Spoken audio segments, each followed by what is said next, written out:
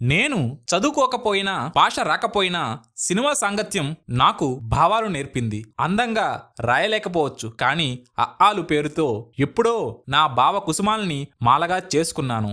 ఏ నటుడికైనా ఒక కోరిక ఉంటుంది, తన ప్రతిభా సామర్థ్యాలను నిరూపించే పాత్రలు చెయ్యాలని, వాటి ద్వారా ప్రజలకు ఇంకా చేరువ కావాలని, ఉత్తమమైన చిత్రాలలో నటించి ఆ చిత్రాల ద్వారా కూడా పేరు తెచ్చుకోవాలని ఉబలాట పడతాడు. ఆ ఉబలాటానికి ఆదుర్తి గారి ఊహ దోహదం చేసింది. మనం అన్ని మంచి సినిమాలు కుటుంబ సమేతంగా ప్రజలు చూసే సినిమాలు తీస్తున్నాం. ఇంకొక మెట్టు పైకి వెళ్లి ప్రయోజనకరంగా ఉండే చిత్రాలు నిర్మించాలన్న ఆలోచన ఉంది. ఈ ఉద్యమానికి మీరు చేతులు కలుపుతారా అని ఆదుర్తి గారు మధుసూదన్ రావు గారిని అడిగారట.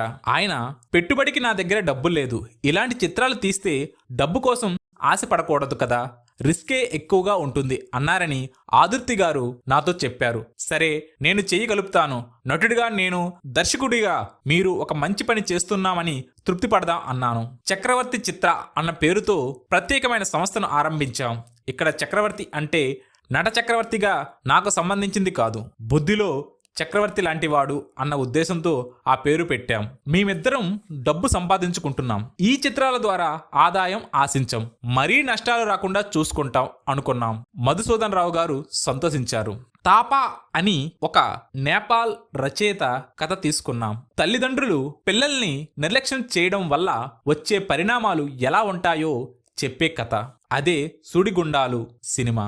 కాల్ షీట్ సమస్య లేకుండా కొత్త వాళ్ళని ఎంపిక చేశాం. మా మీద అభిమానంతో సావిత్రి, గుమ్మడి గారు కూడా ఈ చిత్రంలో నటించారు.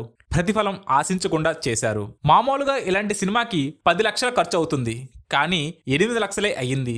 సినిమాకి మంచి పేరొచ్చింది. రాష్ట్రపతి రజిత పథకం వచ్చింది.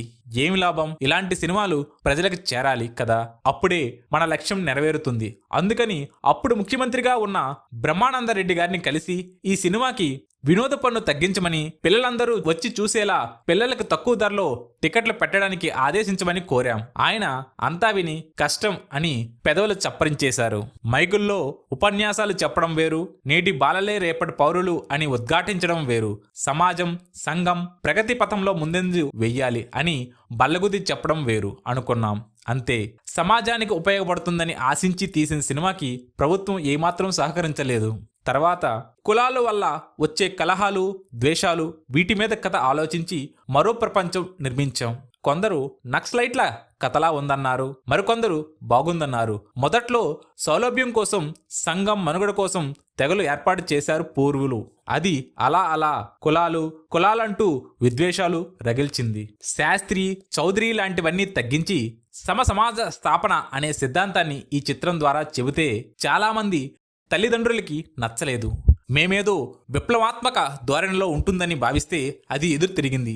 సరే, మళ్ళీ ఏం చేద్దాం, కనీసం పెట్టిన డబ్బులు వెనక్కి వచ్చే రీతిగా కథ ఆలోచిద్దాం అనుకుంటూ ఉంటే సుబ్బారావు గారికి సుస్థి చేసింది. మంచి ఉద్దేశంతో పెట్టిన పెట్టుబడికి మోసం వచ్చింది. సుబ్బారావు గారు కొడుకు పెళ్లి చేయడానికి కూడా డబ్బులు లేక అవస్థపడ్డారు. మన ప్రభుత్వం కబుర్లు చెబుతుంది, ఉపన్యాసాలు ఇస్తుంది, గాని ఆచరణకి వచ్చేసరికి అంతా మాయమైపోతుంది.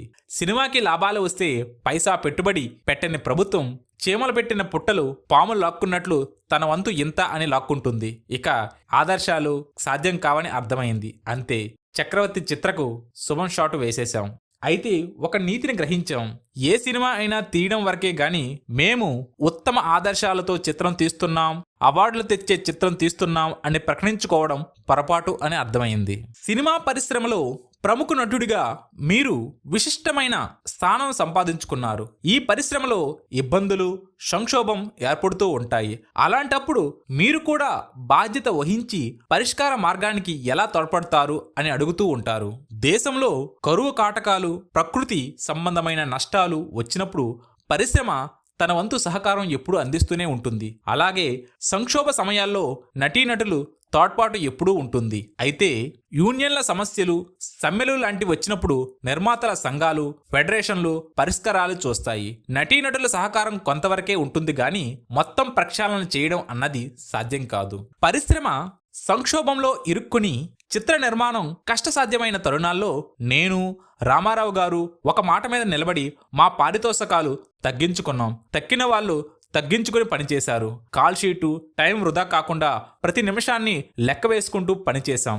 హీరోలు 7 గంటకి స్టూడియోకి వెళ్తే తక్కిన వాళ్ళు వస్తారు. ఏ సినిమాలో అయినా ఎక్కువ కాల్ షీట్లు పనిచేసేది హీరోయే కదా.